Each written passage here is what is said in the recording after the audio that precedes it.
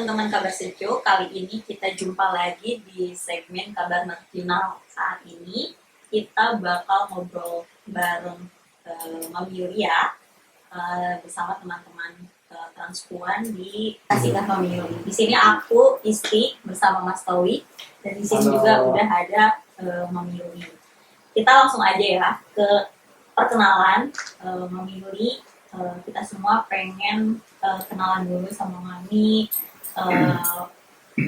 kegiatan sehari-harinya ngapain aja gitu di rumah sendiri.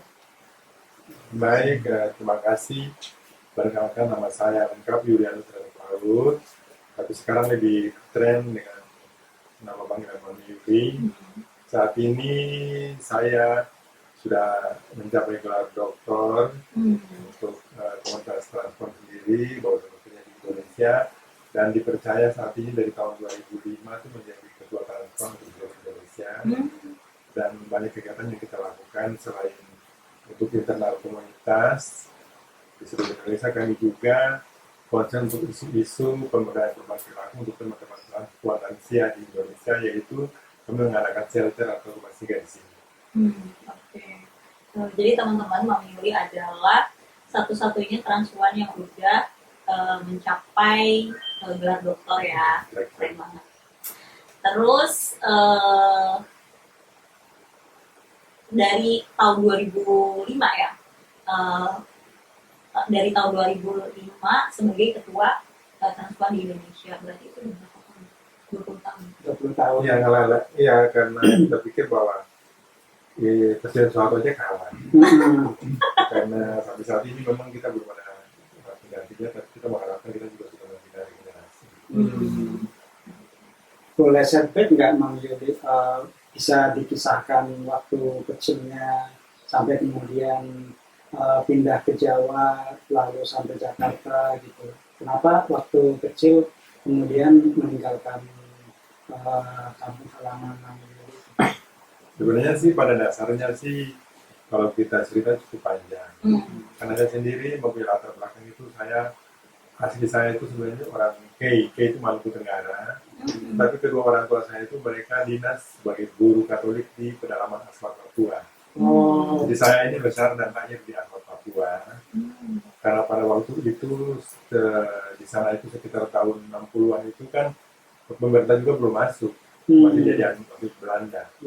Jadi pada saat itu kedua orang tua saya ini mereka menjadi guru Katolik dari misionaris untuk mereka mengajar dan membuka daerah yang lebih primitif, yaitu pedalaman Asmat itu kan masih belum maju. Kita lahir di sana dan situasi dan kondisi di sana itu memang masih sangat primitif. Dimana kita lihat kan sekolah juga belum ada dan pemerintah juga belum masuk. Dan pada tahun itu saya lahir di tahun 61 itu. Di sana tuh masih kita lihat bahwa situasi kondisi lingkungan di sana juga masih sangat sulit. Terutama di sana belum ada lampu, terus belum ada orang masih belum pakai baju juga yang dari cara pedalaman itu masih mereka lakukan. Dan sebagai anak guru ya kita kemudian memang hidupnya harus sama dengan masyarakat lainnya. Dan pada waktu saya kan juga termasuk murid juga yang pertama kali di sana itu yang masuk sekolah untuk tingkat SMP itu kan murid pertama. Dan orang tua saya juga baru ada SMP di sana. Dan orang tua saya kan dua-duanya guru, jadi pada saat itu yang lebih dominan untuk dalam tingkat pendidikan adalah gereja. Dan gereja pada waktu itu semua yang di backup oleh orang Belanda, Ustaz, pastor, muter, semuanya romo dan suster Belanda. Jadi saya dididik secara agama dan sangat ketat karena saya tinggal di asrama. Yang diperbolehkan tinggal di luar, kami tinggal di asrama, dan peraturan juga sangat ketat karena rata-rata itu diajarkan di sana itu seperti orang Belanda. Jadi pada waktu saya mulai merasa agak beda ini sejak saya kelas 5 SD. Kelas 5 SD. Ada kecenderungan tertarik sama teman-teman sebaya yang laki-laki. Saya berpikir pada waktu itu ya mungkin ini suatu penyakit atau apa sih nggak ngerti. Nah, sadar-sadarnya itu ketika saya juga sekarang ini sudah di Jakarta baru sadar, tapi prosesnya itu adalah ketika saya mulai ada di SMP di asrama itu secara alami itu kok sering alami ya? Secara alami itu kita baru sadar sekarang sering digerahin oleh anak laki-laki. Jadi aku pikir kan sekarang banyak pembuktian yang mengatakan bahwa orang kalau menjadi waria itu bisa menularkan, tapi saya pikir sih juga enggak, karena saya mengalami ini karena saya sebagai pelaku, dimana saya lihat bahwa secara alami kalau orang bilang itu kan ada budaya barat yang masuk juga, mungkin juga enggak, mungkin itu ada beberapa persentase kecil, tapi secara praktiknya itu saya lihat bahwa zaman tahun 70-an, 60-an, 70-an di Asmat itu kan tidak ada waria, tidak ada lesbian atau LGBT pada umumnya gitu. Jadi pada waktu itu saya sering secara terapi itu dipanggil sama suster, dipanggil sama romo. Mereka mengatakan bahwa kamu adalah laki-laki, tidak boleh laki-laki untuk perempuan. Dan aku berpikir bahwa aku sering ditegur seperti itu. Padahal itu merupakan terapi-terapi yang dilakukan oleh mereka. Saya tidak langsung coba mengarahkan pemikiran saya ini agar saya memang tidak boleh mengarah ke sana. Sekarang baru aku sadar. Tetapi perjalanan hidup itu kemudian 3-4 bulan pertama yang setelah integrasi itu saya seperti itu, tapi kembali lagi dilakukan kembali lagi feminin kembali lagi. Berarti menarik ini Mami Yuli. Kan kalau masyarakat umum yang nggak tahu tentang keberagaman gender dan seksual menjadi transpuan, menjadi bagian dari komunitas queer itu karena tertular gitu. Sementara kan sejak kecil ada di pedalaman Asmat, kemudian gereja mencoba untuk dalam tanda kutip itu menerapi atau di konversi terapi gitu ya, biar menjadi maskulin, menjadi laki-laki. Ternyata tetap saja karena sejak kecil alamnya feminin dan memang perempuan, ya Mami Yuli tetap perempuan ya, bukan karena pengaruh, bukan karena tertular gitu ya. Menarik ini teman-teman. Sejak kelas 5 SD itu usia berapa ya kira-kira? Usia sekitar 10 tahun. 10 tahun. 9-10 tahun. Dan kemudian saya juga perlu sampaikan juga bahwa dalam proses ini kemudian saya tertekan selama saya SMP sampai dengan SMA itu tinggal di asrama, tertekan oleh situasi, kondisi dan lingkungan di sana itu memang sangat dominan, tidak mendukung itu, apalagi mendukung, tidak menerima keberadaan seperti itu. Dan di sana itu tidak ada. Pada zaman itu tidak ada. Apalagi Katolik ya. Katolik.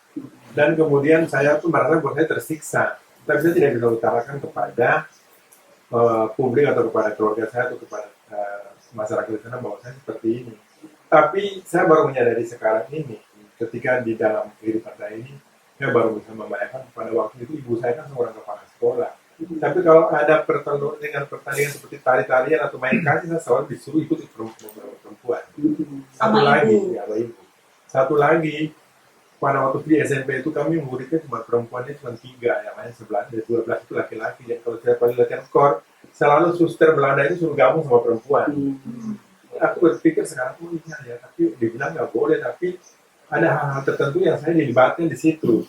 Berarti aku tidak secara langsung berpikir bahwa ibu saya pasti paham. Saya pasti paham bahwa anak ini agak berbeda. Mungkin pada waktu sekarang ini baru saya sadar. Tapi setelah perjalanan saya lulus dari SMA, itu dibilangin bahwa kalau kamu punya prestasi masuk 5 besar, kamu akan dikirim oleh beasiswa gereja ke Pulau Jawa untuk cari perguruan tinggi. Pulau Jawa itu ada 5 perguruan tinggi dan salah satu diantaranya Ahmad Jaya Jakarta. Saya pilih, akhirnya masuk ke situ. Dan dari situ saya mulai melihat bahwa saya merasa bahwa ini kota besar seperti ini. Tapi pada zaman waktu itu Posma, saya bertemu dengan beberapa teman-teman yang notabene mereka Chinese, dan mereka mendekatkan diri kepada saya dan mereka mengatakan kamu banci ya. Bukan, saya bilang begitu, walaupun kamu kepalanya botak kan tahu kamu banci, karena kami juga sama. Dan hari itu kemudian mereka membuat pendekatan dan mereka mengajak bahwa kita itu ada tempat. Kalau kamu ya perasaan seperti kami juga pernah merasakan hal yang sama. Bagaimana kalau kami ajak kamu di satu tempat, kita di mana kamu bisa lihat bahwa kita punya dunia. Bukan Taman Lawang. Ya, saya diajaknya ke Taman Lawang itu. Dan itu saya melihat bahwa memang suasana pada waktu itu kan Taman Lawang kan seperti orang menonton bintang film kan. Pada zaman dulu itu kan memang mereka benar-benar kalau malam minggu itu gelap lah, sampai macet dan seperti itu. Jadi sebenarnya pada waktu itu saya mulai merasa bahwa ternyata saya nggak sendiri. Wah, bisa sampai segitunya. Dan dari situ kemudian saya merasa bahwa ternyata orang-orang seperti saya juga banyak. Dan setelah mereka membuat pendekatan, mereka baik-baik kok. Mereka misalnya mau merangkul saya dan sebagainya. Tetapi kemudian dalam proses perjalanan saya di kampus itu 2 tahun kemudian saya mendapat kabar bahwa bapak saya meninggal.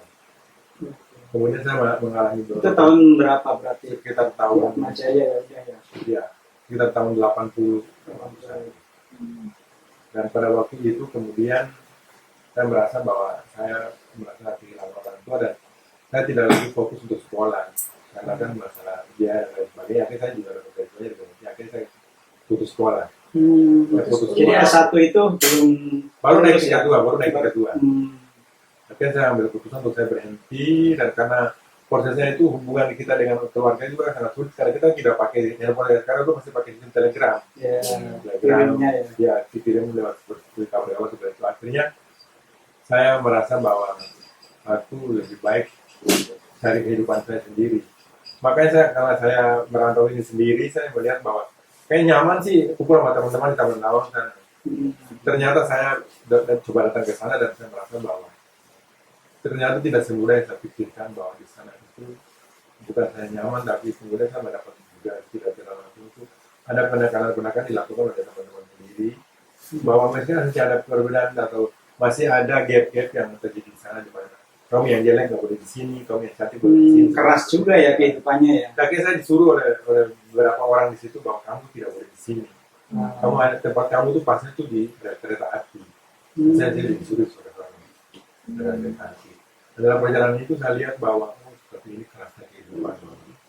Orang lain saya lihat teman-teman turun naik mobil seperti itu sudah 10-15 kali semalam. Sayanya sampai 2 bulan belum tentu dapat motor satu. Kamunya itu. Jadi aku berpikir bahwa hidup menjadi seorang lain itu tidak gampang. Ketika kita mau coming out untuk mengakui diri kita ke pulau atau waria, itu kita harus membayar mahal. Ya. Karena kenapa? Tidak mungkin seorang laki-laki dan perempuan itu bisa contoh pakai bedak itu terus kemudian diterima begitu aja tidak mungkin. Nah kami harus dapat banyak orang. Apalagi saya maaf kata aku datang dengan latar belakang saya tidak cantik. Pada waktu itu saya sering dikatakan lain kayak setan lah, kayak monyet atau segala macam seperti itu. Dan saya berpikir bahwa alangkah beratnya, parahnya ya kita jadi waria. Jadi kalau orang bilang seperti jadi waria itu tidak mungkin karena kenapa? Kalau bukan dari hati sini, tidak akan mungkin bisa karena kita kan, ya kita kan dapat olokan, dapat ejekan, kamu jelek lah, kamu hitam lagi gitu, kan cukup berat. Jadi saya juga termasuk orang yang menentang ketika orang mengatakan bahwa jadi waria itu atau jadi orang-orang seperti kita itu boleh ikut-ikut atau faktor lingkungan. Karena kenapa? Saya juga berkumpul dengan teman-teman, misalnya contoh, ada 10 pemain voli. Yang 3-nya ini berambut panjang dan badannya kecil-kecil mulus. Tapi 4 lainnya itu misalnya contoh kepalanya botak. Tapi yang kita tahu bahwa kita punya insting bahwa yang waria itu yang kepalanya botak bukan yang rambutnya panjang. Karena orang kalau mau bisa melakukan kegiatan untuk membuat coming out itu kalau bukan dari hati ini atau kalau bahasa intelektual dibilang bukan karena faktor genetiknya itu tidak akan mungkin bisa.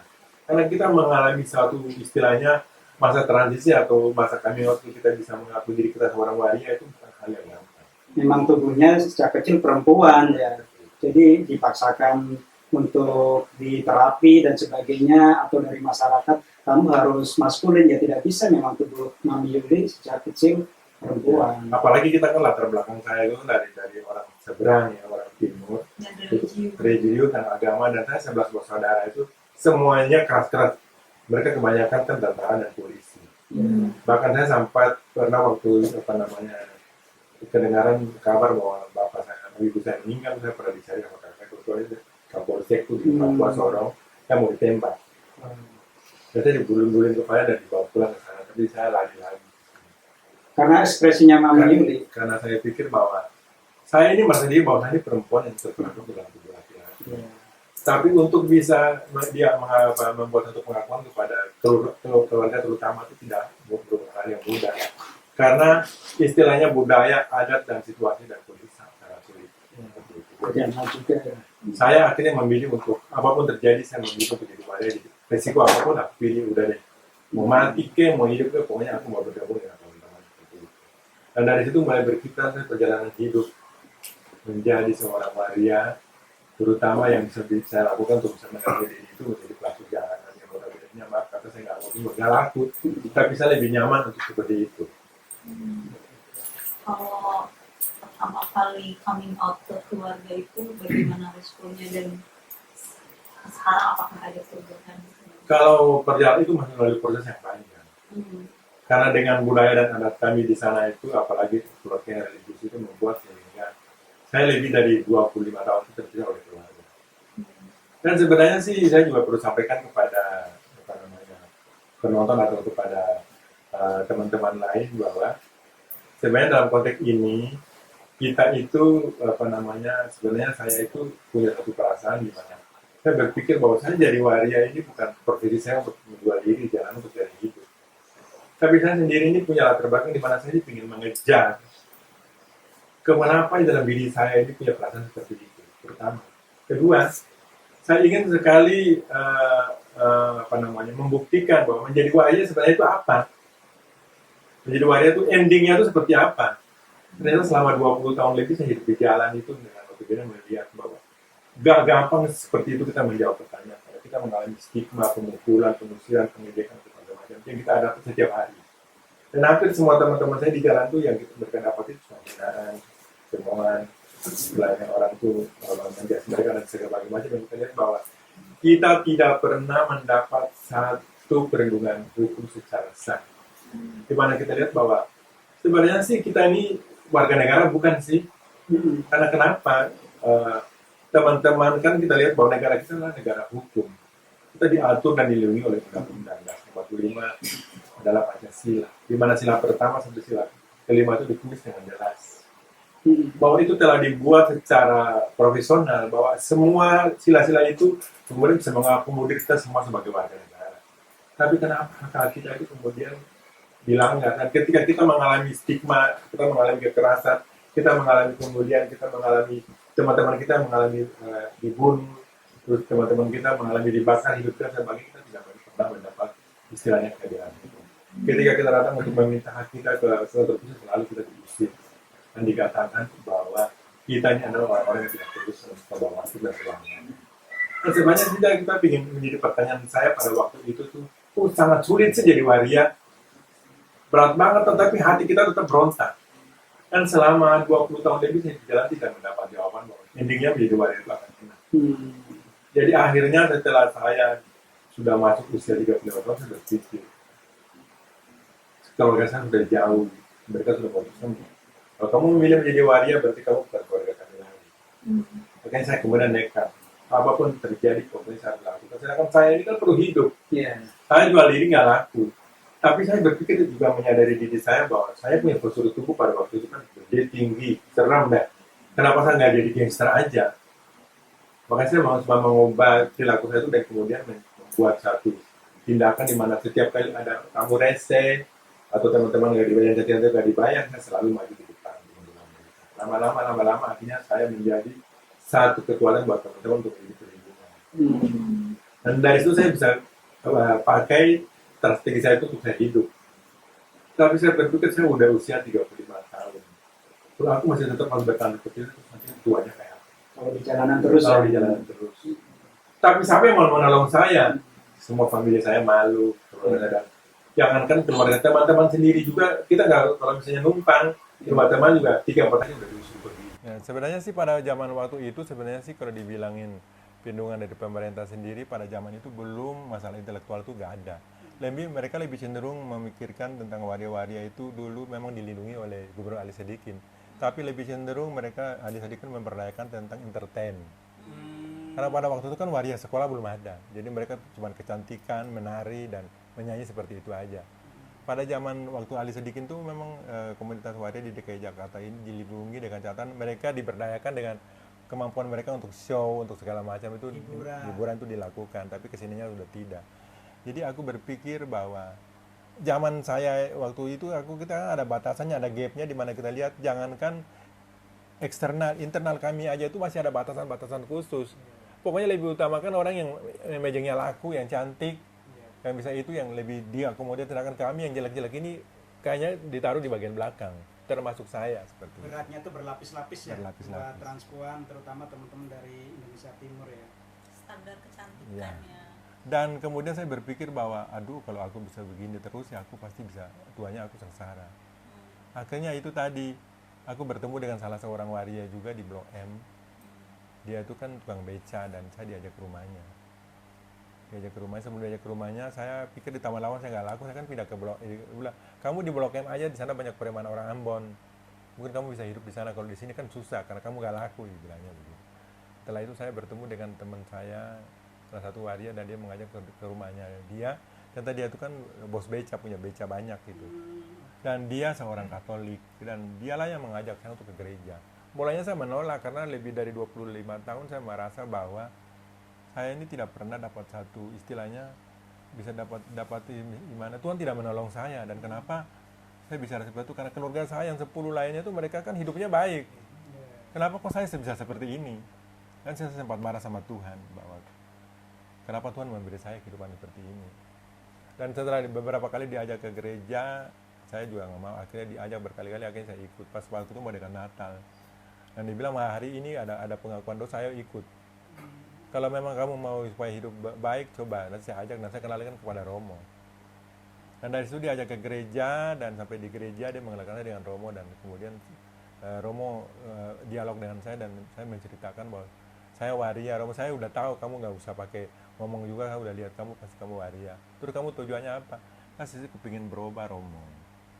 Berubah seperti apa kamu maunya? Saya ingin sih seperti orang lain, pengen hidup baik. Benar kamu mau? Kalau kamu mau, saya akan bantu kamu, saya akan doakan kamu, dan saya akan coba membimbing kamu dengan memberi nilai-nilai kehidupan. Kalau kamu bahasa besok kamu datang. Dan dari situ kemudian Romo lah yang memberi nilai kehidupan dan membimbing saya. Dan kemudian dia menyatakan kalau kamu mau berubah, kamu harus tinggalin kehidupan kamu itu di jalanan. Tapi tidak segampang itu kita harus meninggalkan kehidupan kita, karena pada zaman saat itu saya kan udah jadi gangster.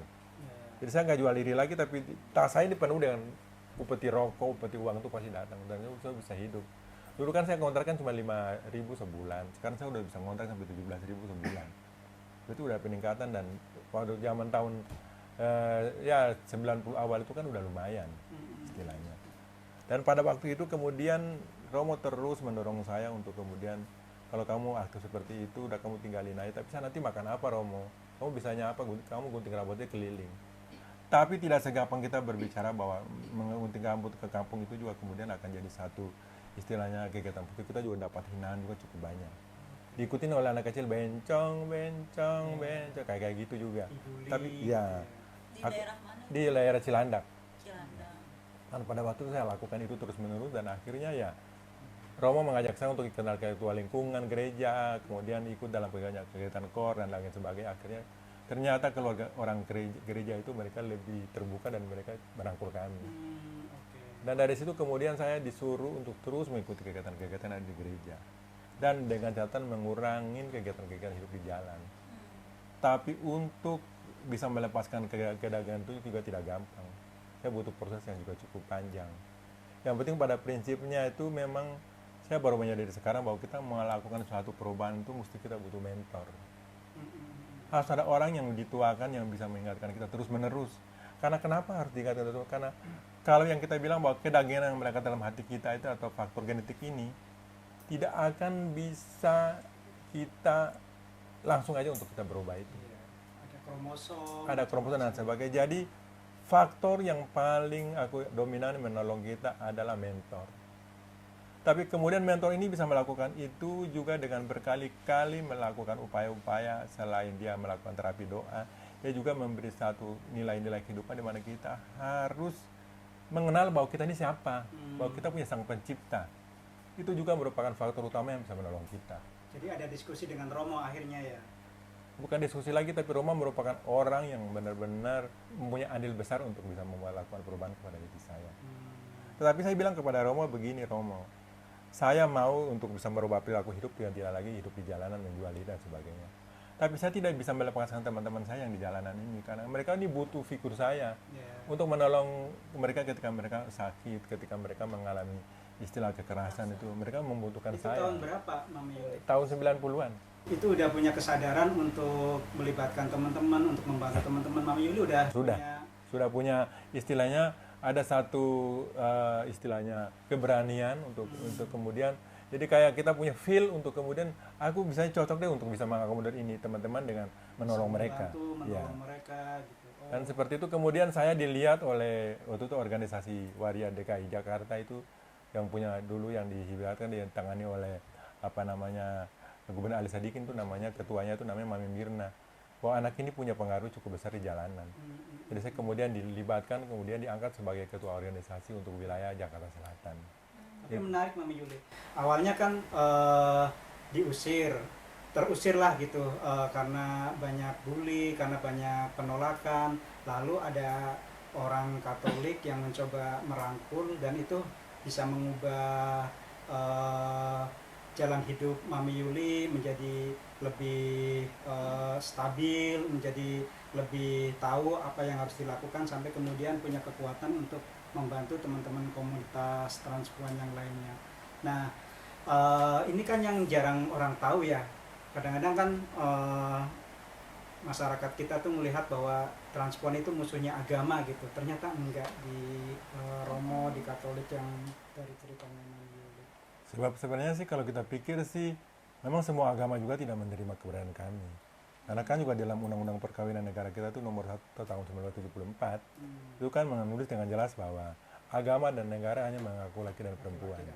Tetapi kembali kita lihat lagi bahwa ketika kita nih maaf kata, bukan saya membuat satu perbedaan, tetapi ketika kita melihat dengan pelayanan yang dilakukan oleh gereja Katolik, bahwa mereka tidak melihat latar belakang siapapun dia, yang penting mereka lakukan adalah kasih dan bagaimana mereka mau memanusiakan kami sebagai manusia. Itu yang menurut saya, itu yang membuat saya itu kemudian, inilah kira-kira yang bisa menjadi istilahnya topang untuk saya mulai bersandar. Dan dari situ kemudian saya mencoba untuk melakukan begitu banyak kegiatan-kegiatan dilakukan oleh gereja. Dan tiba-tiba saya mendapat satu berita atau membaca satu surat kabar Kompas bahwa ada penerimaan delegasi anggota Komisioner Komnas HAM yang tugasnya membelah hak asasi manusia. Aku setelah baca-baca ini, kayaknya ini agak kena. Tetapi saya berpikir bahwa saya cuma punya ijazah kan cuma SMA. Saya coba diskusi dengan Romo, itu di situ tidak ditulis bahwa SMA boleh, coba kamu daftar. Saya datanglah ke kantor Komnas HAM. Setelah saya tanya-tanya, oke deh bisa, SMA bisa. Akhirnya saya coba mendaftar itu dengan melengkapi persyaratan, dan saya mengajak teman-teman, satu strategi saya adalah pertama kali kami mendaftar, saya mengajak teman-teman tuh 3 metro mini untuk mengantar saya untuk mendaftar. Dan ini menjadi satu opini publik pada waktu itu. Dan di mana orang melihat bahwa segitu meriahnya teman-teman Maria mendukung untuk teman-teman juga merasa bahwa kita membutuhkan satu kepastian hukum yang bisa menjadi perlindungan kita sebagai warga negara. Mungkin ini jalannya. Dan saya coba masuk dari seleksi pada waktu dan menjadi opini publik yang sangat luar biasa karena ini merupakan terobosan baru dan kemudian diliputi oleh banyak media. Dan itu tahun 2000? Tahun 2002. 2002 ya. Dan pada waktu seleksi itu saya kan mengalami proses seleksi itu sampai 7 kali. Dan saya tiap seleksi itu saya membawa strategi, selalu membawa teman-teman saya dengan metro mini. Dan saya akhirnya lolos dari tingkat seleksi pertama sampai tingkat seleksi ke-7. Dan kemudian saya satu-satunya waria yang bisa masuk ke kancah, saya bisa masuk ke Komisi 3 DPR untuk ikut fit and proper test. Karena lewat DPR ya. Dan akhirnya sampai di fit and proper test itu kami pas seleksi dan saya tidak lolos waktu itu. Karena proses politik politik. DPR gitu. Dan pada waktu saya cuma didukung oleh satu fraksi, yaitu PDI Perjuangan, dan saya kan menangis pada waktu itu. Saya bicara sama Romo gini, tidak apa-apa Yuli. Tapi ini kalau kamu seperti itu berarti satu keberhasilan yang tertunda. Karena kamu kalau Tuhan belum kasih kamu, kalau kamu jadi pemimpin, kamu kan cuma basic pendidikan cuma SMA. Kalau kamu mau berubah Yuli, kamu harus sekolah. Kalau kamu tidak sekolah tidak akan mungkin bisa. Karena kamu harus menolong teman-teman kamu. Ayo sekolah. Saya sekolah di mana? Romo. Kuliah. Kalau bisa kamu cari salah satu universitas yang jadi penantang. Maksudnya Romo, kamu mengerti Romo.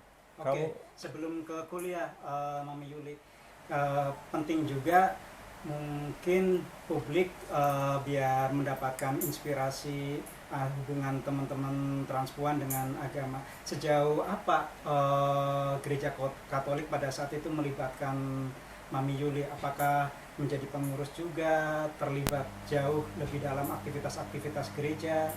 Penerimanya seperti apa? Sebenarnya seperti ini. Pertama mereka lihat tadi aku katakan bahwa gereja itu lebih bagaimana mereka memakai kasih. Jadi setiap kali kami di Katolik itu ada aturan-aturan dan norma-norma yang diatur bahwa secara otoritas itu kami ada ketua lingkungan, kemudian ketua wilayah, dan kemudian nanti PSE itu seksi sosial, dan kemudian ke Romo. Jadi setelah dari dasarnya itu akar rumputnya adalah ketua lingkungan, kemudian diberi tugas oleh Romo. Ini ada satu PR di mana kamu harus menolong orang ini. Dan kemudian saya dikenalkan kepada seluruh warga lingkungan yang ada. Kemudian lingkungan yang ada itu mereka rata-rata itu mempunyai ambisi untuk bagaimana mendorong saya untuk saya harus berubah. Itu pertama. Tetapi ini semua dibekali oleh dasar kasih Katolik tadi itu. Jadi aku berpikir bahwa oh iya ya benar ya. Kalau bukan gereja, kalau bukan orang tua saya, bukan famili saya atau bukan teman saya, tapi begitu luar biasa Romo tuh memberi nilai-nilai kehidupan tuh lewat ketua lingkungan tadi dan lewat orang-orang lingkungan tadi. Dan akhirnya kemudian dari proses itu kemudian Romo mulai mengatakan bahwa Yuli, kamu dalam hal ini kan sudah mulai diterima sama warga gereja. Nah, warga gereja kemudian melihat karena saya memang aktif olahraga, bermain voli, kami juga ikut voli, saya juga aktif di latihan kor, saya juga kemudian dilibatkan dan saya pernah jadi ketua untuk Mudika, muda-mudi juga. Muda-mudi Katolik. Dan saya juga pernah jadi guru sekolah minggu karena dasarnya kami basicnya kan dari kecil udah ada. Oke, jadi sekolah minggu juga dilibatkan. Untuk mengajar. Ya, dan dari situ kalau lihat bahwa ternyata orang di antara jemaat-jemaat gereja itu tidak ada perbedaan apa-apa. Dan mereka malah merangkul kita tuh benar-benar merangkul dengan kasih. Itu yang membuat sehingga saya kemudian berpikir bahwa ternyata yang ditanamkan atau orang tua saya yang pernah menabur pada waktu saya kecil mereka menjadi guru itu sekarang dampaknya saya merasa mengajar juga dan kemudian nilai-nilai itu benar-benar dari tadi datang dari kita kecil itu kemudian kita bagi lagi kepada orang lain dan itu bermanfaat. Dan aku pikir bahwa saya mulai dapat ada perubahan kecil di mana aku lihat bahwa saya sudah juga tidak lagi berpikir tentang harus jual diri di jalanan enggak. Tapi sekarang aku mulai berpikir bagaimana aku udah mulai ada kesibukan. Akhirnya gereja jadi rumahnya Mami Yuli pada saat itu. Ya, jadi rumah saya dan dari situ setelah saya bilang tadi setelah saya didorong oleh Romo untuk mencari sekolah, akhirnya saya mencoba melamar di salah satu universitas yang aku pikir menjadi penantang. Berarti universitas karena saya ditolak kebanyakan oleh istilahnya ormas agama atau fraksi-fraksi yang fundamental. Berarti saya coba cari universitas Islam. Ya, saya cari universitas dan saya melamar di Universitas Islam At-Tahiriyah Tebet. Jadi saya Katolik, saya waria, tapi saya melamar di Universitas Islam At-Tahiriyah Tebet dan 8 kali saya nggak ditolak juga. Tapi kali ke-9 saya bertemu dengan rektor dan akhirnya saya diperbolehkan kuliah dengan konsekuensinya bahwa apabila kamu dapat stigma dan tempat kamu bersedia saya. Dan saya meminta kepada rektor bahwa rektor saya akan berpakaian perempuan, terserah. Kalau saya larang juga berarti saya melakukan satu diskriminasi untuk pendidikan. Yang penting konsekuensinya adalah kalau kamu menemui stigma karena di sini banyak anak-anak muda, nanti kamu bisa nanggung itu bisa. Karena tujuan saya benar-benar saya ingin sekolah. Dan 6 bulan pertama saya memang menjadi bulan-bulanan di kelas. Saya masuk ke kelas, mereka lari, saya ke kantin, mereka pergi. Tapi itu saya lakukan dan terus Romo memberi dorongan kepada saya, kamu harus tetap harus punya konsekuensi untuk kamu mau berubah dan kamu mau pendidikan. Dan kamu harus membuat strategi di mana kalau bisa di dalam kelas kamu harus vokal. Dan saya coba vokal dan pada waktu itu kan karena saya udah pernah masuk sebagai salah satu anggota calon legislatif dan saya memang sering diputar juga TV sering memuat saya berita-berita begini. Jadi teman-teman kampus kamu kemarin ada di buatan di TV ini buat TV lagi lama-lama mereka mengakui respect juga dan karena saya vokal di kelas akhirnya saya kemudian di kelas itu kalau saya nggak ada tuh kayak sepi.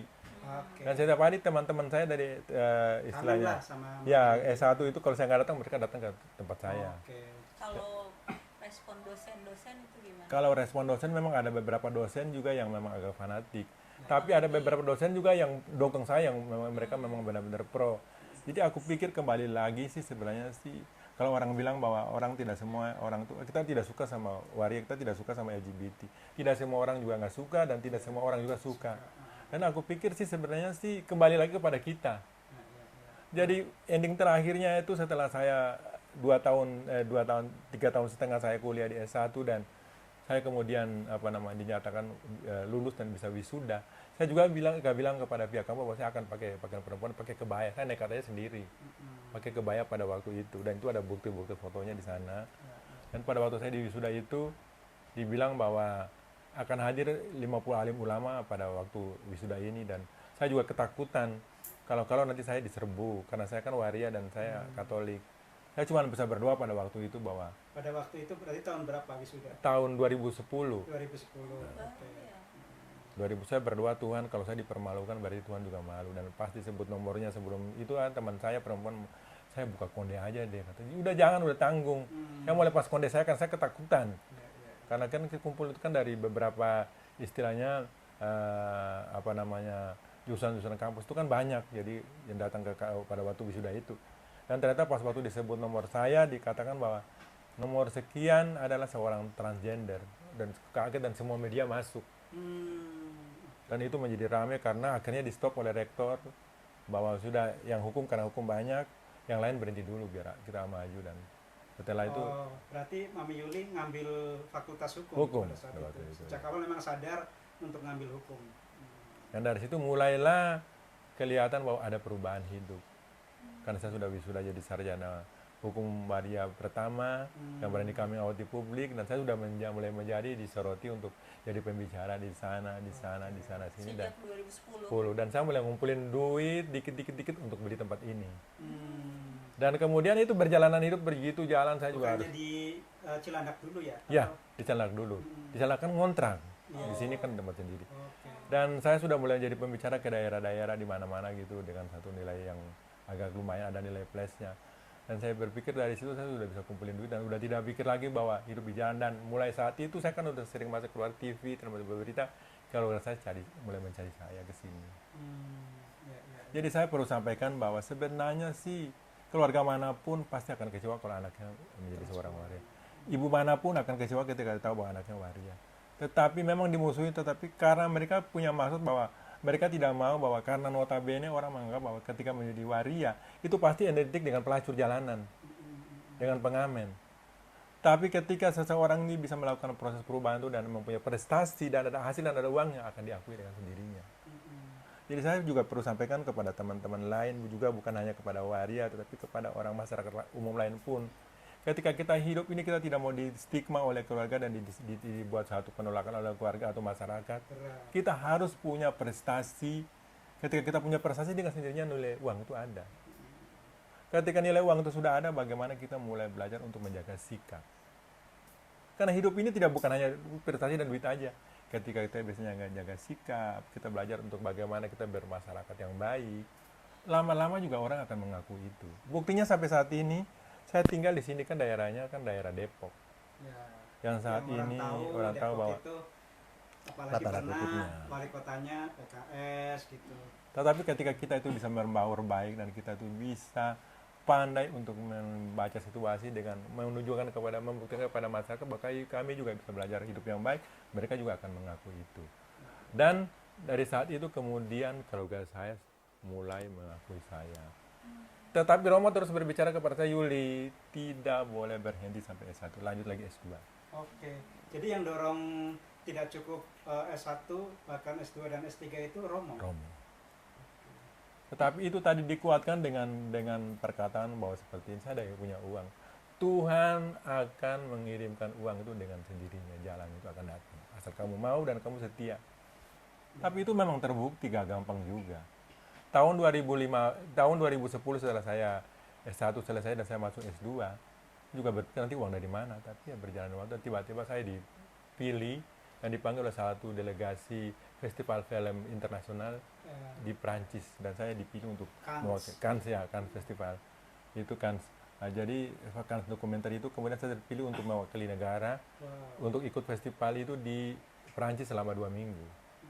Dan setelah saya di sana dan saya bisa berbicara di depan media 118 negara, dan saya dibuat salah satu film dokumenter singkat tentang kehidupan transgender di Indonesia, dan film kami itu menjadi juara, dan saya mendapat jumlah uang cukup banyak.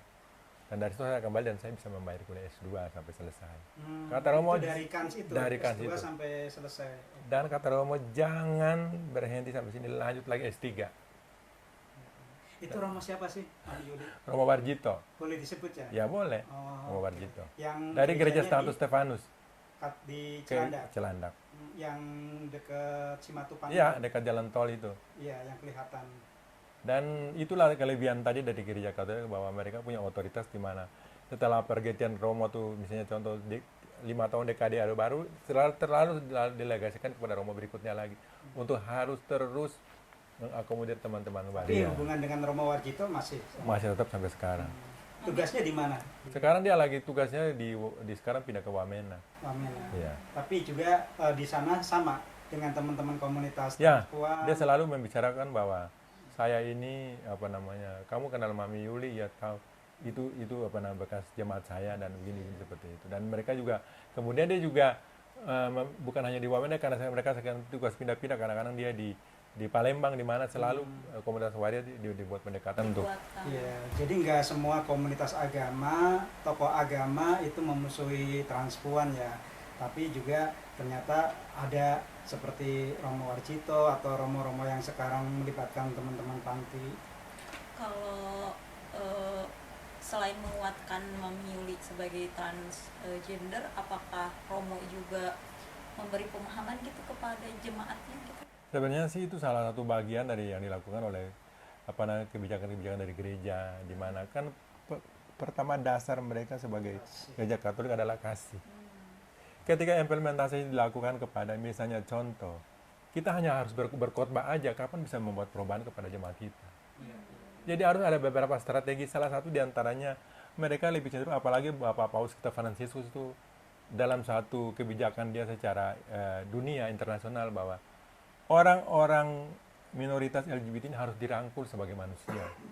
Itu yang menambah satu kekuatan besar di mana kemudian setelah saya melakukan satu apa namanya registrasi untuk membuat permohonan untuk bertemu Bapak Uskup, saya mengirim surat dulu kepada Roma.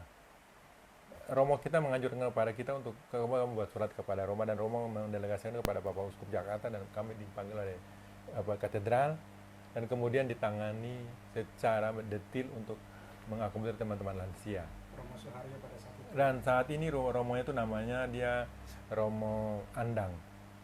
Oh, Romo Andang. Andang. Ya, ya. Dan sampai saat STF. iya STF sekarang ini dilanjutnya oleh Romo Suyadi dan teman-teman lansia kebanyakan juga sekarang di sana dididik untuk mereka selain terapi soal agama dan persiapan di mereka hari tua di dalam di mana usia mereka kan rata-rata 60 tahun itu bagaimana ke depannya dan kemudian bagaimana mereka melatih keterampilan hidup jangka pendek yang membuat mereka hidup. Dan saat ini juga ada juga di sini yang sekarang rutinitas sudah berhasil menjadi trainer di sana dan kemudian hidupnya tuh bayar kos, bayar segala macam tuh dari hidup sudah membuat kue dan dijual ke gereja-gereja.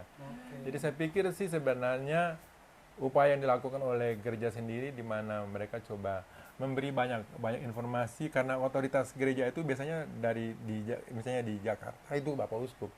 Bapak Uskup telah memberi delegasi untuk memberi informasi kepada perwakilan-perwakilan paroki yang ada di JKI Jakarta dan kami kemudian diundang dan didampingi oleh Romo Andang.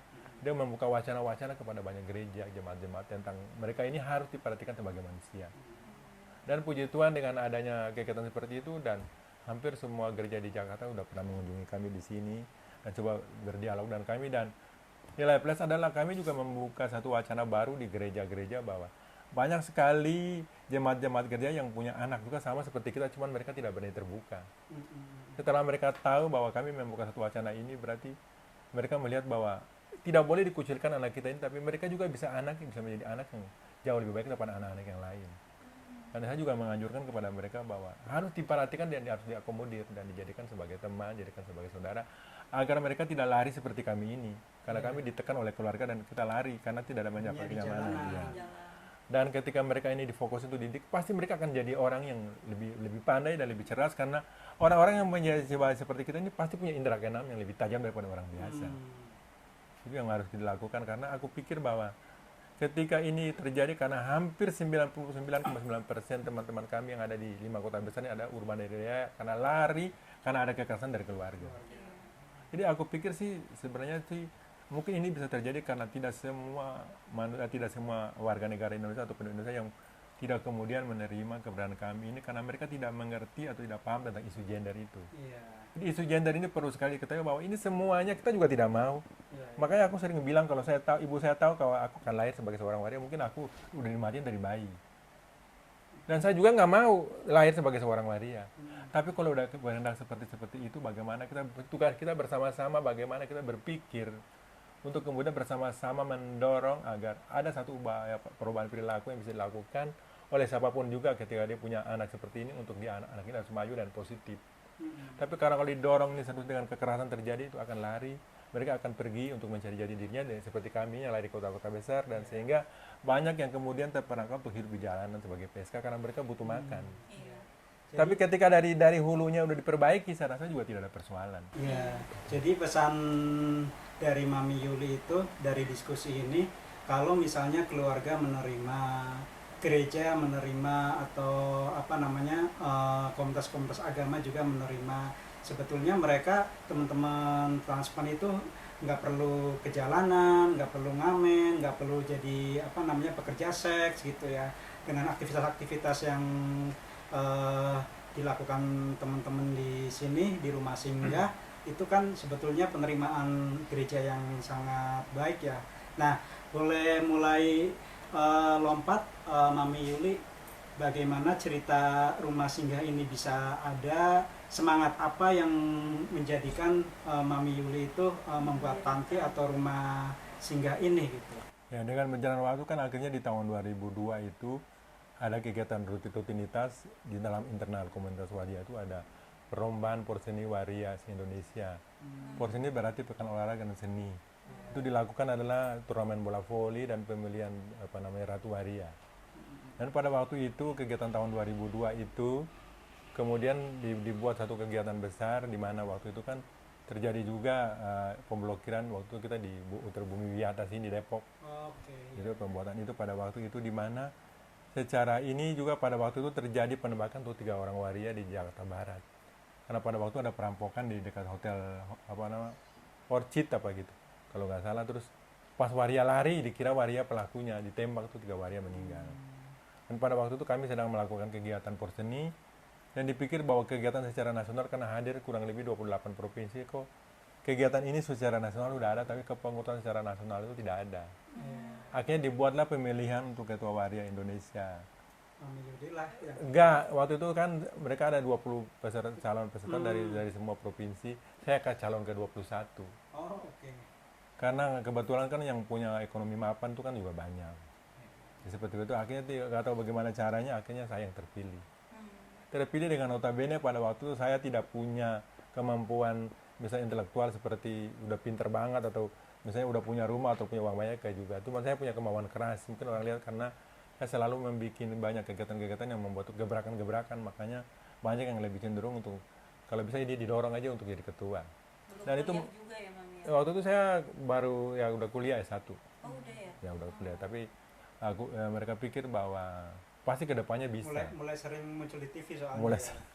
Jadi kira-kira seperti itu. Jadi aku pikir sih mungkin bukan hanya kepada gereja Katolik atau yang berbasis Katolik, tapi agama manapun kan sebenarnya sih coba belajar untuk menerima keberagaman ini memang ada. Karena suka tidak suka, mau tidak mau, ini memang ada. Memang gender dan seksualitas itu ada. beragam. Karena sejak zaman dulu kala, zaman Sodom dan Gomora, zaman Nabi Lut itu memang sudah ada. Sekarang tugas kita bukan kita musuhin, tapi bagaimana kita coba mengakomodir, atau kita lihat bahwa banyak orang-orang mampu yang koruptor itu kok nggak diserbu. Kalau waria dikit bikin kegiatan udah diserbu. Semua orang tuh harus membangun kesadaran bahwa bagaimana kemudian bisa memposisikan diri sebagai warga negara yang baik. Kami juga mau, teman-teman saya juga mau untuk dididik menjadi orang baik. Teman-teman itu ada berapa ratus yang di bawah payung atau kalau kami organisasi namanya Forum Kasih Waria Indonesia itu anggotanya cukup banyak, lebih dari 3 juta orang. 3 juta. Tapi kalau yang kemudian oleh kami sendiri di rumah singgah ada 831 waria lansia se-Jabodetabek yang bermasalah. 831. Bermasalah itu maksudnya? Bermasalah berarti mereka tidak punya pekerjaan, tidak punya tempat tinggal, lansia, tidak ada identitas. Iya, orang dengan HIV seperti itu. Dan sebenarnya sih kalau kita data tuh bisa lebih banyak, tetapi kita lebih cenderung memberdayakan teman-teman ini yang kemudian juga mereka mau belajar, dan kemudian terpikir seperti ini untuk mendirikan rumah ini karena ada persoalan. 10 sampai 15 tahun yang lalu ketika waria-waria lansia ini meninggal, itu rata-rata kan diserahkan ke polisi, dan polisi serahkan ke RSCM, dan kemudian dikubur massal. Mr. X karena dia tidak ada identitas, ini jadi persoalan. Kenapa seperti ini? Akar persoalannya karena mereka lari dari rumah sejak usia muda itu, tidak punya KTP. Ini yang membuat tanpa mereka berpikir mereka harus hidup, dan istilahnya tekanan ekonomi yang cukup berat di kota-kota membuat mereka melacur di jalanan karena mereka malu, mereka mabok, mereka minum-minum dan segala macam. Karena stres kan mereka ya. Akhirnya banyak juga yang menggunakan obat-obat terlarang dan banyak juga yang meninggal karena HIV. Ini yang membuat sehingga saya kemudian berpikir, alangkah parahnya anjing aja ditabrak orang kok dikubur baik-baik, kok waria aku ditolak di sana, ditolak sini, ditolak sana. Aku berpikir bagaimana caranya untuk bisa menolong mereka. Aku berpikir kenapa aku punya tempat di sini aku tidak bangun, dan saya bangun tempat ini juga lama baru jadi kurang lebih 5 tahun. Dan setelah rumah ini berdiri saya pikir kenapa tidak digunakan sebagai shelter yang bisa mengakomodir teman-teman ketika ada masalah. Karena kalau kita bicara soal itu mengurus sebagai panti itu bukan segampang itu. Karena masih banyak undang-undang larangan-larangan norma-norma yang tidak menerima itu. Kenapa tidak daripada tidak ada aku bangun sebagai shelter aja. Memang ini bisa dijadikan tempat untuk bisa nolong teman-teman. Kalau mereka ada masalah, ada kesulitan atau orang yang bukan mereka dengan catatan yang tidak punya identitas, kami bikin kartu pengenal, kartu tanda pengenal sebagai anggota dampingan kami di sini. Jadi itu bisa kita pakai. Kemudian setelah kita membangun komunikasi dengan beberapa gereja, kemudian ya puji Tuhan mereka tidak melihat latar belakang manapun, tapi mereka teman-teman meninggal itu dikubur secara layak. Jadi sekarang ini kita lihat bahwa setelah jalan berapa waktu kemudian kami kemudian bangun komunikasi dengan membuat permohonan kepada Depdagri. Kan kita udah sekolah nih, artinya udah punya edukasi, mulai terbukalah banyak jalan untuk membangun ke sana. Kalau ini ke sini, kalau ini ke sini, ini ke sini. Termasuk ke distrik Capil juga. Ya, dan ke Depdagri, dan Depdagri kemudian menurunkan itu kepada Dukcapil dan dibuat pemudahan untuk pengurusan pengujian KTP. IKTP. Dan aku lihat juga bahwa sekarang ini juga banyak sekali generasi-generasi waria. Karena orang bilang bahwa waria itu tidak melahirkan anak, tidak dilahirkan sebagai waria, tapi kita lihat bahwa kalau ada 3.000 waria di Jakarta tembak mati, apa berani jamin bahwa tidak ada waria baru. Sekarang waria baru yang bermunculan juga terlalu banyak. Jadi aku pikir sih kalau tidak dilegalkan untuk mengurus regenerasi, tapi ini memang ada ya, kita butuh juga ada regenerasi yang mau berpikir untuk bagaimana mereka memberdayakan. Sebab sekarang waria-waria muda juga ya, kami bersyukur setelah kami bisa jadi sarjana, sekarang juga udah hampir ratusan orang yang sudah kuliah. Waria-waria muda juga sekarang yang kita udah melihat mereka punya intelektual yang bagus juga cukup banyak. Dan teman-teman kita lihat bahwa yang di jalanan juga udah berkurang. Yang hidup di jalanan juga kurang, yang mengamen juga ada kurang, karena mereka sudah belajar untuk bagaimana mereka bisa punya satu keterampilan untuk mereka hidup. Dan dampaknya itu kita lihat bahwa sekarang ini kalau kita lihat teman-teman waria yang dari sana masuk sini kan daerah fanatik. Tidak ada lagi diikutin oleh orang-orang belakang. Oh, mau tetap Mami Yuli ya ini, dan kita coba tanamkan itu untuk mereka juga menjaga sikap itu dengan udah kamu berpakaian wajar aja. Orang udah tahu kalau udah ada jalannya enggak pasti ke rumah Mami Yuli ya. Tapi kalau kamu berpakaian sopan juga diterima baik. Dan kami juga membuat coba strategi tempat ini coba membuat satu pelayanan baik di publik ini dengan juga ikut istilah membuat kontribusi kepada wilayah di sini seperti anak yatim atau seperti kegiatan-kegiatan sosial lainnya, sehingga mereka di sini juga akhirnya bisa menerima kebudayaan saya dan teman-teman saya. Dan saya pikir sih yang penting kita bisa melakukan satu pernyataan bahwa kami juga bisa berbuat baik, bisa saling menghargai, dan teman-teman juga bisa punya prestasi yang bisa dibuktikan dengan kegiatan yang dibahas. Mereka partisipasi untuk kegiatan-kegiatan danain orang kah, mereka kumpulin sembako atau kumpul apa untuk membantu orang sekitar sini. Jadi sebenarnya sih mungkin yang saya perlu pesankan kepada semua yang menonton acara ini, bahwa sebenarnya sih kita coba membuka hati kita, bahwa apabila kita sebagai orang tua yang ada di posisi seperti orang tua kami, kamu akan merasakan juga agak gampang. Jadi tugas kita adalah bagaimana memberi satu dorongan moral kepada mereka atau kepada teman-teman komunitas terutama, untuk mereka juga akhirnya merasa bahwa mereka bisa nyaman untuk hidup, di mana mereka bisa diterima secara baik. Bukan berarti kami minta untuk dilegalkan bahwa waria di Indonesia harus diterima, tapi bagaimana perilaku kami ini juga bisa dididik agar mereka juga kemudian bisa berprestasi. Kalau sudah punya prestasi pasti kan punya uang. Kalau punya uang kan pasti bisa untuk hidup yang baik. Mami Yuli, yang dilakukan Mami Yuli dengan rumah singgah ini dan mungkin juga komunitas-komunitas transpuan yang lainnya untuk bisa menjadikan negara ini memberikan jaminan dari mulai pendidikan teman-teman, pekerjaan teman-teman, administrasi juga kayak KTP dan sebagainya, sampai ke tanggung jawab negara soal kesejahteraan sosial seperti BPJS, BPJS TK. Apa saja yang sudah dilakukan Mami Yuli dengan komunitas ini? Sebenarnya ini bukan hal yang mudah, karena ini harus melalui proses yang cukup panjang. Tapi kalau kita tidak berjuang, di mana kita tidak menunjukkan dulu ada satu pembuktian, jadi memang kita butuh figur. Figur itu memang kita harus lihat bahwa bisa dipakai sebagai satu wacana untuk membuktikan kepada negara bahwa mereka bisa, terutama ketika kita punya basic edukasi yang bagus. Ketika dalam pertemuan-pertemuan besar kita juga bisa punya vokal yang cukup bagus, orang akan menilai bahwa mereka juga tidak bisa dianggap sebelah mata. Dan peran pers juga sangat penting. Media ya. Media itu sangat penting karena ketika media bisa mengakomodir berita-berita yang menyatakan bahwa dia punya prestasi ini, dia ada prestasi ini, seperti orang juga akan mengukur, jangan macam-macam. 1 kali, 2 kali kamu berkata, kamu bisa dipenjarakan sama mereka loh. Sebab mereka juga sekarang udah ada yang pintar, ada yang sudah belajar, ada yang sudah bisa memahami tentang pengetahuan yang cukup luas. Hal-hal ini juga yang menjadi satu istilah menurut saya merasa bahwa saya punya kekuatan kuat karena media juga. Karena yang bisa membuat nama saya tuh bisa besar dan bisa membuat komunitas kami ini, ya komunitas kami juga bisa dihargai itu karena media juga. Jadi dalam kesempatan ini sih tidak secara langsung saya juga mengucap terima kasih kepada banyak media ataupun siapapun juga yang lewat media atau YouTube atau segala macam telah membangun komunikasi dan membuka begitu wacana positif.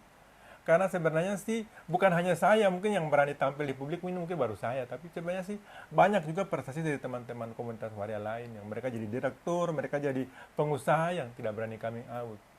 Jadi kita butuh ada role model. Di role model ini sebenarnya sih yang merupakan satu kekuatan penting dalam komunitas manapun yang bisa menunjukkan ternyata bahwa dia bisa mewakili orang untuk bisa menyuarakan bahwa kami seperti ini loh. Dan saya juga merasakan bahwa ini sudah terjadi karena hampir di setiap tempat yang saya datang itu orang selalu harus menyapa kita dengan luar biasa kamu ya. Kayak itu kita ada satu kebanggaan. Pernah ada pembuktian saya datang ke Makassar itu bicara sebagai undangan di salah satu acara waria Sulawesi Selatan. Itu dia buat acara di satu lapangan bola yang terbuka dan hadir juga gubernur. Dan waktu itu saya bicara, sembutan saya duluan baru gubernur tidak berani bicara lagi.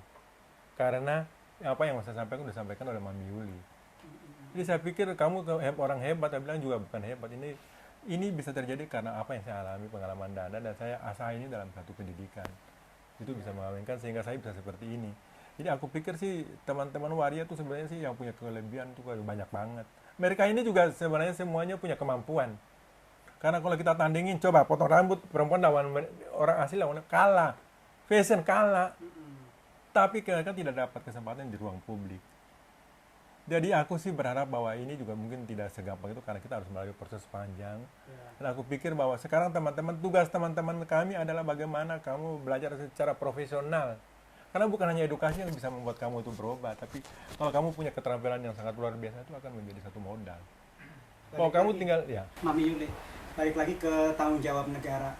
Kan shelter ini atau rumah singgah ini menampung juga transpuan lansia ya, dan itu kan tantangannya besar ketika mereka sakit, kemudian ketika mereka meninggal, itu kan biayanya nggak sedikit ya.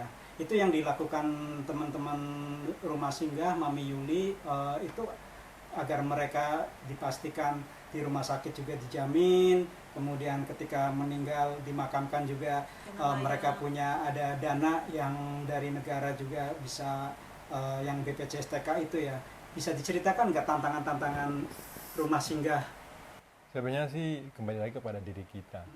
Sebagai istilahnya pemimpin atau sebagai koordinator, kita tuh harus memang punya intelektual yang cukup. Dalam konteks bahwa kita harus memang, saya sendiri berpikir saya harus jemput bola dan membuat suasana bahwa kami tidak bisa harus tunggu sampai orang itu datang, kita harus kita yang nyamperin. Berinisiasi. Pertama, karena aku pikir aku sendiri sudah memulai dengan 20 tahun hidup dalam lingkungan gereja. Gereja punya kasih. Kenapa kasih ini gak aku manfaatin untuk menolong teman-teman saya? Aku cerita secara terbuka kepada Romo. Kami mengubur teman-teman sakit, kami susah dikuburkan. Sekarang kami sudah membangun komunikasi dengan katedral. Kalau mereka sakit langsung dikasih surat bawa ke rumah sakit Karolus. Kalau mereka meninggal sudah langsung peti kirim. Juga beberapa gereja-gereja lain. Dan aku berpikir sih kalau biayanya dari gereja. Dari gereja. Karena dasar tadi udah kita rintis kasih itu. Bukan dari negara ya ini ya. Kalau kita bicara soal negara, kita lihat lagi kembali lagi. Jangan kan kita orang yang pengangguran aja yang hidup yang secara masih banyak, apa mau pikir bencong. Tapi kalau kita harus nunggu itu terus semuanya bisa kalah. Memang kita harus pandai. Bahwa kita harus bisa pandai seperti aku katakan tadi, harus pandai menjemput bola. Ini kritik Mami Yuli buat negara ya. Jadi sebenarnya kita pikir bahwa negara punya tanggung jawab bahwa hak dasar warga negara itu harus dipenuhi. Termasuk juga transpuan. Karena yang kita lihat bahwa hak dasar warga negara, hak untuk bisa bekerja, hak untuk mengakses kesehatan, hak untuk berekspresi, itu menjadi tanggung jawab negara. Karena di dalam Undang-Undang 39 tahun 99 yang kita akomodir dari HAM, bahwa Komnas HAM atau hak asasi manusia itu harus mengakomodir semua kelompok-kelompok rentan. Jadi aku pikir sih sebenarnya sih aturan sama undang-undang udah ada. Tinggal bagaimana kemudian implementasi itu bisa dilakukan. Tinggal kita lihat bahwa hanya sekarang di Indonesia ini orang lebih banyak bicara soal kepentingan pribadi. Ya, negara nggak hadir. Negara tidak warganya. Mami Yuli, kan sejauh ini katakanlah bantuan itu dari gereja gitu ya. Tapi Mami Yuli dan komunitas apakah pernah mengupayakan itu untuk mendapatkan hak-hak dari negara gitu? Atau udah pasrah aja gitu? Sebenarnya hak dari negara itu sebenarnya dilihat bahwa kementerian yang punya tanggung jawab untuk mengatur orang-orang miskin dan orang terlantar itu adalah dinas sosial atau kementerian sosial. Sebenarnya dari zaman dulu Ali Sadikin itu sudah dibuktikan. Tapi kesini lagi lain pemimpin, lain kebijakannya. Jadi aku pikir sih kita bekerjasama dengan dinas sosial juga cukup lama pada waktu itu. Tapi ketika implementasinya dilakukan bahwa banyak perda-perda yang berlaku di sana bahwa kami kemudian dimasukin di dalam pendanaan itu dipaca, itu penyandang cacat, kita bukan dimasukkan kepada yang berdiri sendiri ataupun misalnya contoh kami adalah kelompok transgender, tapi dimasukkan dalam penyandang cacat yang kita gabung dengan misalnya anak-anak jalanan atau anak yatim piatu sosial. Dan akhirnya setelah mereka mengajukan beberapa proposal di era APBD ini di DPR itu dicoret. Akhirnya kami sama ditangani. Di tahun 2015 sampai 2014, 15, 13, 14, 15 saya pernah mengajukan proposal kepada Kementerian Sosial. Kami juga pernah dapat bantuan dari Kementerian Sosial untuk kredit investasi kecil, jadi usaha ekonomi kecil untuk teman-teman yang punya usaha salon. Itu pernah berjalan 3 tahun. Tapi itu walaupun bentuknya kecil pernah ada. Tapi tidak bisa mengakomodir tadi soal kita bilang tadi bahwa kemudian teman-teman terpikir kalau mereka sakit rumah sakit seperti karena kembali lagi bukan hanya kepada waria, masyarakat umum pun kalau tidak punya BPJS juga bahkan akan diakomodir kesehatannya. Berarti kita harus memperbaiki ini. Cara memperbaiki kita harus berpikir lagi. Oh, berarti yang punya gawe di sini adalah Depdagri. Ajuin proposal ke sana. Karena kebanyakan mungkin di negara ini pejabat negara atau kementerian itu juga tidak paham. Jadi kita memang harus datang dan menjemput bola. Atau kita melakukan audiens kepada kementerian negara.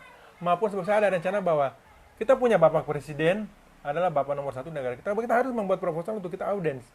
Karena kita juga bagian dari warga negara yang telah memilih atau istilahnya telah melakukan kerja-kerja untuk membangun bangsa negara. Jadi sebenarnya tidak bisa selalu mengharapkan negara kita kembali juga kepada diri kita dan komunitas kami. Kalau kami butuh kamu yang mudah-mudahan harus punya bola berpikir bahwa kamu harus mulai membuat satu komunikasi dengan misalnya contoh bagaimana caranya kita melakukan terobosan dengan melakukan proposal dengan misalnya contoh negara NGO asing kah atau bagaimana itu harus dilakukan. Tetapi kalau SDM-nya 0, saya pikir begini, negara cukup adil. Kalau kita lihat bahwa penyandang cacat seperti mereka yang tunarunggu terus yang disabilitas, mereka aja dapat kesempatan bekerja. Kalau pemerintah misalnya presiden memberikan kami 0, misalnya 1000% aja untuk kerja, apakah teman-teman punya SDM itu? Kita juga tidak boleh banyak menuntut, kita kembali lagi kepada diri kita juga harus bisa menunjukkan dulu kalau kita punya kemampuan. Dari kemampuan itu dengan sendirinya pasti akan bisa. Seperti itu. Dan transpuan muda ini kan sekarang banyak sekali ya yang sadar untuk edukasi, sadar berorganisasi, udah pintar-pintar lah ya. Artinya kalau negara memfasilitasi hadir dengan tanggung jawabnya, harusnya semuanya termasuk juga transpuan nggak mengalami diskriminasi ya dari negara. Salahnya atau masalahnya memang negara nggak tahu mereka harus melakukan apa. Sehingga Mami Yuli dan teman-teman harus mengingatkan, harus datang, harus bawa proposal dan sebagainya gitu ya. Sekarang kembali lagi ke teman-teman transpuan muda. Kalau tadi kan media secara umum, media arus utama oke lah ya, banyak PR-nya juga, misalnya judul-judul yang merendahkan, terus juga narasumber-narasumber yang memusuhi gitu. Tapi ada mulai tren media itu memberi ruang kepada teman-teman transpuan seperti Mami Yuli, terus juga teman-teman komunitas ragam gender dan seksualitas yang lainnya. Kalau media sosial seperti apa, Mami Yuli? Apakah anak-anak muda transpuan juga memanfaatkan media sosial, atau justru media sosial menjadi ruang yang banyak bulinya, banyak membuat teman-teman transpuan misalnya di Instagram kayak penuh kebencian? Pandangan Mami Yuli tentang media Kalau seperti apa? aku memandang media begini, memang sekarang tugas media itu memang juga banyak menolong kita, tapi juga dia juga butuh satu berita yang kemudian membuat biar orang menarik untuk lihat beritanya. Jadi kadang-kadang seperti itu. Teman-teman waria juga memang banyak yang punya prestasi seperti mereka itu bisa berorganisasi atau mereka bisa punya sebagai direktur hotel atau apa tuh gak dimuat. Tapi kalau ada misalnya waria nyopet itu dibesar-besarin. Oh iya. Itu kadang-kadang ada seperti itu. Kalau teman-teman transpuan menjadi pelaku kriminal itu beritanya gede Besar. sekali ya, dikaitkannya dengan karena dia transpuan. Ya, seperti itu. Dan kemudian saya juga melihat bahwa apalagi kan sekarang kan kita lihat bahwa di kehidupan di publik atau di masyarakat kan kita belum dapat kesempatan untuk tadi hak dasar seperti untuk pekerjaan itu tidak ada. Jadi teman-temannya kan lebih banyak sekarang di jalan juga ditangkepin, jual diri jalan. Jadi mereka juga lebih banyak bekerja lewat media, misalnya contoh mereka online. Ya. Itu juga jadi masalah juga seperti ya ada kekerasan tidak secara langsung, misalnya contoh ada diblokir lah segala macam seperti itu juga terjadi, yang kita pikir bahwa sebenarnya sih Dijebak juga ya, beberapa. saya juga coba ngumpulkan mereka untuk bagaimana kamu bisa bekerja secara aman di media itu seperti apa yang posisinya. Apakah dari cara berpakaian kamu, kan memang kita juga harus memperbaiki mereka juga. Jadi sebenarnya sih orang itu memang pikir isu paling gampang diangkat ke publik kalau ini LGBT atau waria ini cepat gampang beritanya menarik. Jadi kita juga harus hati-hati. Jadi sekarang kembali lagi kepada teman-teman juga sendiri bahwa pekerjaan apapun yang dilakukan secara profesional itu akan hasilnya juga baik. Tapi kalau sekarang segampang aja misalnya contoh, mentang-mentang tetenya segede kelapa itu dibuka-buka begitu, itu juga kan menjadi satu masalah. Tapi kalau tertutup rapi, berpakaian yang sopan, tertutup kata yang baik juga saya rasa bisa diterima. Ini juga sih Mami Yuli, misalnya teman-teman yang pekerja seks menggunakan aplikasi online, sebetulnya mereka ya profesional aja gitu, tapi kemudian ada yang menjebak, memeras, bahkan mungkin bagian dari negara kayak Satpol PP juga menggunakan media online untuk merazia mereka gitu. Gimana media sosial buat teman-teman komunitas ini, Mami Yuli, seharusnya? Saya pikir kan karena kepastian hukumnya yang menjadi dasar utama. Karena tidak ada satu kepastian hukum yang untuk undang-undang perlindungan yang bisa melindungi kami. Jadi orang kan semuanya mau melakukan apa saja karena tidak ada efek jerahnya buat mereka juga. Contohnya, ada kasus-kasus seperti contoh ada beberapa kali ada penembakan waria di Taman Lawang. Ya. Itu kasusnya juga tidak selesai. Kalau pelakunya, jadi aku pikir pasti pelakunya ini mungkin aparat. Jadi kemudian karena tidak ada efek jerah ini membuat orang itu juga semakin berani. Jadi karena dasar hukumnya ini tidak ada perlindungan, jadi bukan dasar hukum untuk melegalkan, tapi dasar hukum perlindungan untuk kami sebagai warga negara ini tidak ada. Mungkin yang dalam kutip orang minoritas ini, apa yang melanggar mereka atau apa yang melakukan istilah kekerasan atau segala macam kepada mereka ada sanksi hukum yang cukup berat, orang juga pasti tidak akan mau. Mami Yuli ada kerjasama dengan misalnya advokat kayak LBH Apik atau yang lainnya? Kami untuk ya. menyampaikan ke teman-teman transpuan kalau punya masalah hukum gitu bisa didampingi. Jadi kami membangun komunikasi ini sejak lama dengan beberapa lembaga-lembaga advokasi seperti Arus Pelangi, LBH, LBHI, dan juga di dalam kegiatan-kegiatan teman-teman dari advokasi, misalnya contoh dari LBH juga melakukan kegiatan-kegiatan untuk mereka kemudian bisa belajar untuk teman-teman di daerah itu bisa tahu bahwa mereka juga bisa seperti contoh mereka paralegal ya. Paralegal itu juga dilakukan kegiatan paralegal itu, jadi teman-teman bisa tahu bahwa fungsi mereka ketika menemui masalah seperti apa. Tapi kadang-kadang yang aku lihat bahwa kenapa sampai kasus-kasus yang terjadi kepada teman-teman waria ini tidak pernah selesai, karena teman waria ini takut dengan segala ketakutan yang kalau jadi saksi akan ditembak. Jadi mereka tidak pernah berani untuk jadi saksi atau jadi apa. Jadi itu karena mereka semakin tidak maju semakin ditekan gitu Tekan. ya, takut ya. Jadi sekarang tugas para legal adalah memberi pemahaman tentang itu, dan fungsi yang kita rasakan bahwa sekarang kita nggak jalan sendiri. Kalau ada apa-apa langsung dibantu oleh lembaga-lembaga advokasi seperti itu. Boleh ditekankan lagi soal itu?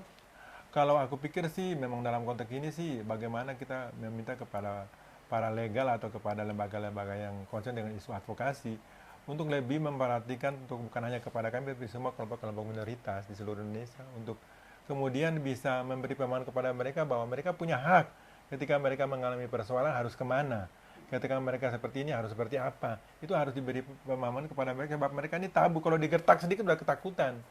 Padahal mereka juga harus bisa tahu bahwa mereka punya hak sebagai warga negara untuk kemudian dapat perlindungan dari negara. Tapi peran-peran LBH atau peran-peran yang concern untuk isu advokasi ini kita sangat butuhkan. Ini sekiranya, tapi sekarang aku lihat bahwa sudah ada kemajuan luar biasa. Sekarang kalau ada transgender mengalami misalnya contoh pemukulan, beberapa lembaga advokasi langsung turun tangan, cepat banget udah selesai. Ya, sekarang ada ALC, Inclusive Legal atau Lawyer Center. Ya, udah ada. Namun kalau terkait spiritual atau agama ya masuk sana, kan kalau misalnya di sini agamanya beragam gitu ya. Nah kalau kebutuhan spiritual teman-teman Katolik mungkin itu bisa tercapai. Nah kalau yang agama lainnya itu gimana? Kalau agama lain sih kembali lagi kepada kebutuhan kita. Kalau memang kita butuh, itu kita biasanya nyari dana narasumber. Narasumber itu karena tidak semua istilahnya ustadz itu yang juga benci kepada kita, banyak juga yang baik kok. Mereka memberi nilai-nilai kehidupan kepada teman-teman. Cuman secara istilahnya pendukungan secara detail itu aku memang belum ada. Saya nggak tahu persis seperti apa, tetapi yang kita lihat bahwa tapi kalau penanganan secara memberi mereka materi tentang istilahnya bagaimana cara sholat yang baik dan sebagainya sih sering. Karena kami juga di sini punya panti, punya rumah ibadah untuk teman-teman yang beragama Muslim ada di Tanjung Priuk. Jadi kayak pesantren kecil itu punya juga. Daerah Tanjung Priuk dan ada dan di Jogja juga cukup terkenal ada pesantren waria. Oh jadi di Jakarta ada di Tanjung Priuk ya? ada.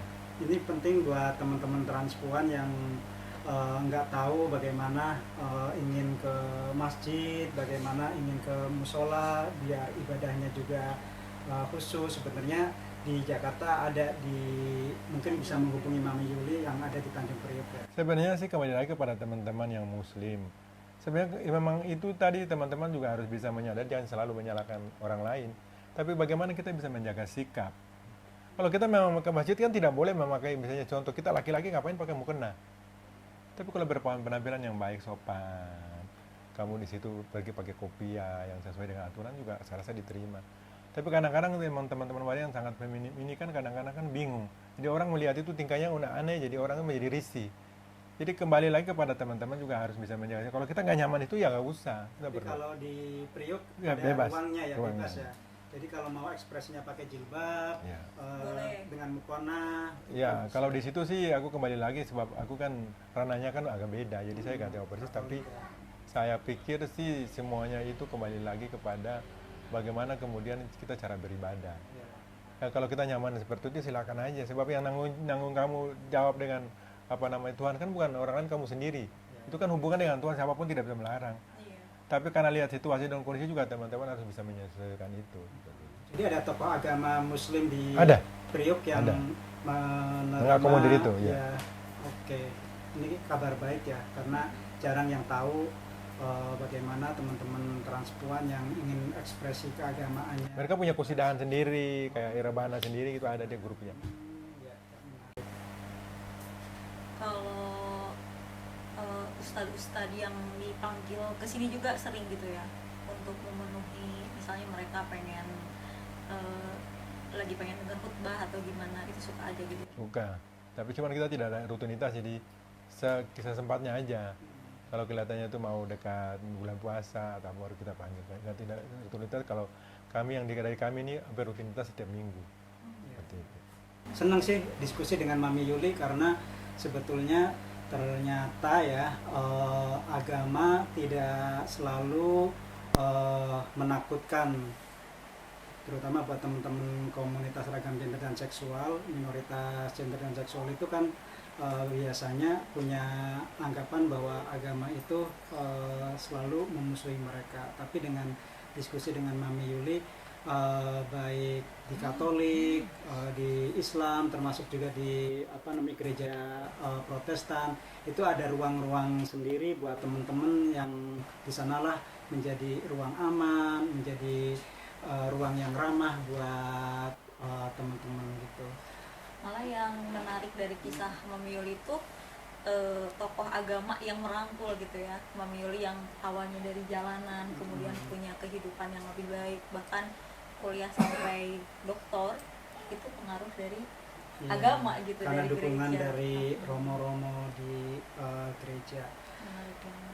Ya, jadi nggak selamanya memang orang melihat agama itu anti dengan teman-teman komunitas. Ternyata juga banyak praktek-praktek keagamaan atau tokoh-tokoh agama yang sangat ramah terhadap teman-teman komunitas agama gender dan seksual, termasuk juga teman-teman transpuan ya.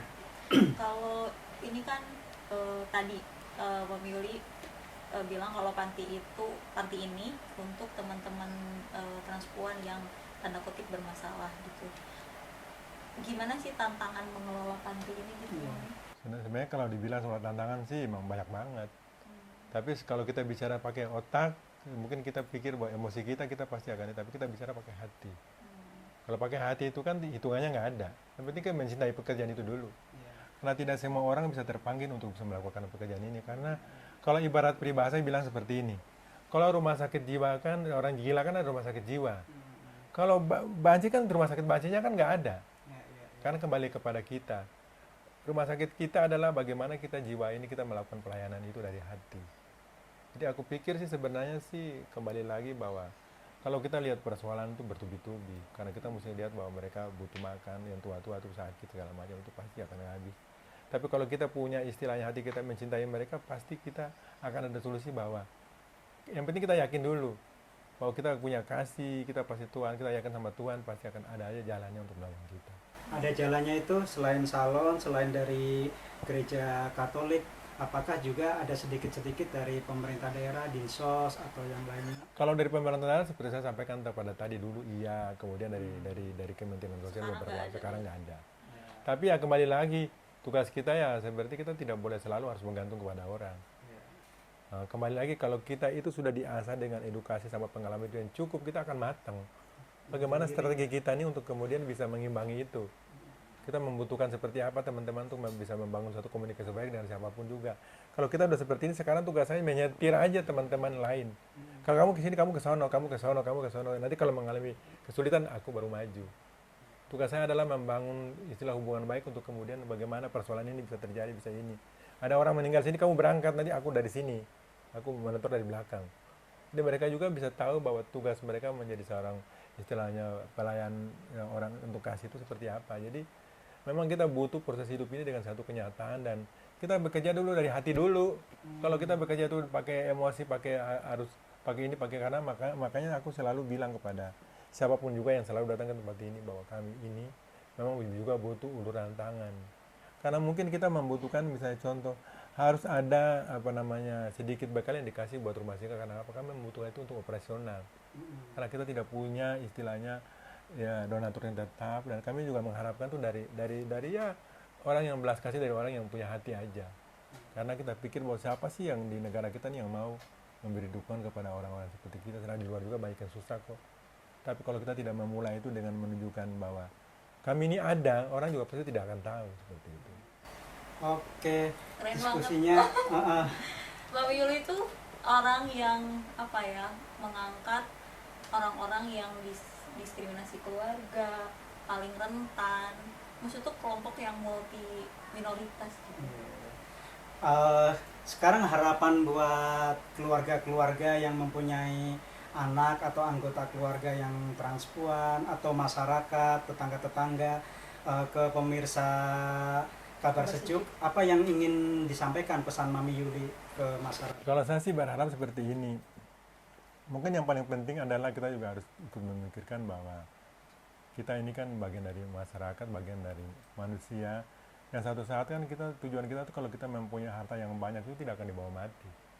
Tapi bagaimana kemudian kita mesti belajar untuk bisa berbagi. Bukan berbagi kepada orang-orang minta, kepada siapapun juga kita punya tugas. Karena yang ketika kita meninggal yang kita bawa adalah amal perbuatan kita. Jadi untuk para pemirsa dan mungkin kepada warga negara lainnya, ketika menemui hal-hal, ketika temannya ada yang tetangganya atau bisa keluarga yang ada seperti kami waria, tolong diarahkan bagaimana dilihat bahwa mereka itu harus diakomodir. Karena mereka ini juga tidak akan mau seperti itu, dan mereka juga pasti ingin juga untuk menjadi orang yang baik.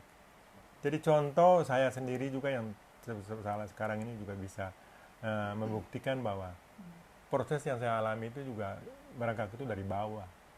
Tidak mungkin saya dari waria jalanan yang kemudian bisa jadi seorang dokter itu langsung jadi aja. Proses juga panjang. Nah, hasil daripada itu sekarang sih aku pikir sih terus terang aku sampaikan bahwa saya membutuh dana 35 sampai 40 juta sebulan untuk operasi rumah tangga ini, tapi dapat aja.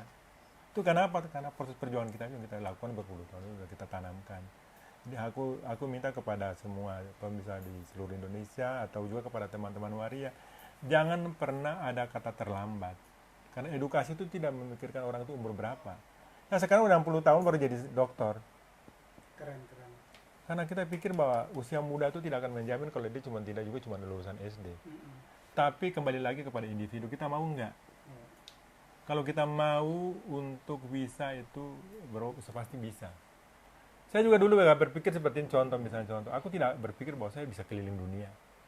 Saya bisa keluar masuk TV, aku bisa didatangin berbagai media dari seluruh dunia, bukan Indonesia, di seluruh dunia ke sini. Tapi karena kita punya sesuatu, edukasi kita itu bagus, mengikuti itu dengan apa yang kita perjuangkan, bisa.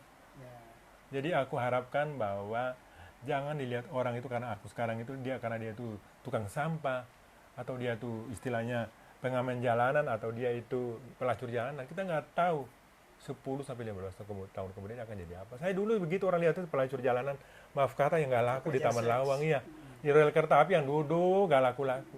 Siapa nyangka saat ini aku bisa jadi gelar seorang dokter? Kita nggak nyangka. Makanya yang penting pada prinsipnya kita harus bisa mengetahui dan memahami bahwa kita ini punya istilahnya keyakinan masing-masing, itu dulu utama. Kembali lagi bahwa kita ini punya Sang Pencipta. Kalau di dalam Katolik kita punya iman sebiji sawi akan menyelamatkan banyak orang. Jadi teman-teman kita harapkan bahwa teman-teman yang ada keputusan, tapi teman-teman kita menjadi waria memang udah nasib kita, tapi jangan sampai teman-teman itu berpikir bahwa aku udah jadi waria berarti aku orang terbelakang. Tunjukkanlah bahwa kalian itu bisa punya prestasi juga. Pasti akan nyaman hidup, dan keluarga pasti akan mencari kamu dan mengakui kamu, dan itu om saya, itu adik saya, itu keponakan saya, itu pemilik saya. Itu akan disebut pada satu waktu, karena saya sudah merasakan itu semua. Ketika saya pulang ke Papua, datang itu dia buka karpet merah dan disambut seperti artis. Itu karena perjuangan kita. Jadi tidak ada kata terlambat untuk itu. Terima kasih. Mami Yuli, sekarang buat tokoh agama atau organisasi keagamaan, pesan buat mereka seperti apa? Karena Mami Yuli juga bisa seperti ini, ada peran dari organisasi keagamaan. Kalau untuk tokoh agama sih kita kembali lagi sesuai dengan kepentingan masing-masing ya. Kalau saya kebetulan saya memang dari Katolik, yang berbasis bahwa otoritas agama Katolik itu yang utama adalah cinta kasih, dan itu sudah dibuktikan. Saya pikir sih agama manapun mengajarkan tentang hal yang baik dan benar. Karena saya belajar akademis S1 saya itu di Atta-Hiriah Tebet Jakarta, itu mereka ternyata Islam itu mengajarkan intelektual, mengajarkan tentang hal-hal yang baik dan benar. Jadi aku pikir sih saya mengajak semua pemirsa yang terutama yang berbasis agama Islam bahwa marilah membuka hati kepada teman-teman kami dan kepada terutama siapapun. Pimpinan agama. Ya, kepada pimpinan agama terutama, bahwa yang kita cari apa sebenarnya dalam hidup ini. Kalau kita bisa menolong orang lain, kita bisa berbuat baik, dan kita bisa menyelamatkan jiwa-jiwa yang kemudian mereka hidup dalam lingkaran kepahitan hidup itu luar biasa. Itu akan dihitung di surga nanti sama Tuhan. Jadi aku pikir sih mari kita bersama-sama, jangan kita menggongkan bahwa kita harus berceramah seperti ini, tapi perlakuan itu sudah berapa banyak piring nasi di depan kita, di samping kita, di kiri-kiri, di belakang kita, dan berapa gelas air minum sudah kita berikan kepada orang-orang tersebut. Kalau kita mengakui diri kita kaya, kita bisa bicara di mimbar segala macam, tapi hasil itu tidak ada juga percuma. Tapi bagaimana kemudian setelah kita mati itu amal perbuatan itu bisa dihitung Tuhan dengan apa yang kita lakukan. Terima kasih. Oke. Terakhir buat negara, buat pemerintah. Untuk pemerintah sih kita juga harus meminta kepada pemerintah bahwa hak kita sebagai warga negara itu harus disamaratakan. Karena di dalam Undang-Undang Dasar 45 juga kita lihat bahwa dasar negara kita adalah Pancasila, di mana sila pertama sampai sila kelima menulis dengan jelas bahwa tiap-tiap warga negara berhak memperoleh hidup yang layak dalam masyarakat. Jadi aku pikir tidak boleh ada perbedaan. Tetapi bagaimana peran pemerintah dan negara ini juga harus memikirkan bahwa hidup yang secara nyata itu bahwa orang-orang minoritas ini ada.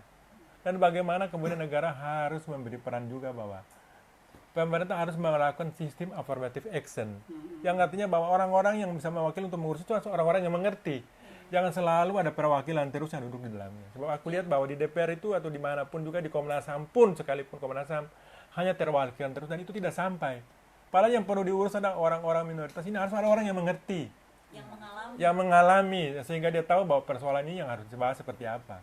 Jadi peran negara adalah memang harus lihat bahwa negara kita adalah negara yang demokrasi. Harus adil dan kalau bisa ke depannya itu mungkin 10-20 tahun mendatang itu harus meningkatkan, mewujudkan kembali bahwa kita adalah warga negara Indonesia yang punya hak sama. Itu harus dibuktikan. Hak sama seperti apa yang kita bisa lakukan kepada masyarakat kita. Tetapi jangan kita lihat bahwa kemudian yang kaya aja yang dihargai, kita yang miskin ini ditekan. Tapi ini banyak terjadi dalam negara kita. Ke depan kita berharap bahwa semua ini akan bisa terwujud kepada pemangku kepentingan, terutama kepada Bapak Presiden. Wujudkanlah bahwa kamu sebagai Bapak bangsa Indonesia ini harus bisa melakukan keadilan kepada seluruh masyarakat yang ada. Oke. Terima kasih banyak, Mami Yuli. Aku pernah dengar istilah hurt people, hurt other. Jadi biasanya orang yang tersakiti itu menyakiti orang lain, tapi itu nggak berlaku di Mami Yuli. Aku selama 1 jam lebih ya, berasa mengikuti perjalanan hidup Mami gitu. Yang awalnya disakiti keluarga, mendapat kekerasan dari bahkan teman-teman waria ya ketika di jalanan, tetapi ketika udah bangkit, Mami nggak melupakan gitu, malah merangkul orang-orang yang mungkin melihat masa lalu gitu, yang kesulitan dan akhirnya punya rumah gitu di sini. Sekali lagi makasih banget Mami Yuli atas waktunya.